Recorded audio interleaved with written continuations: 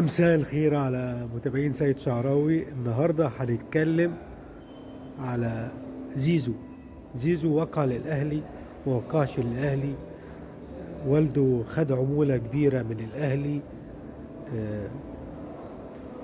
وبالتحديد 25 مليون. انتظروا المنافسة بين الأهلي والزمالك، وإن شاء الله الأهلي هيكسب كالعادة، وزيزو في الأهلي.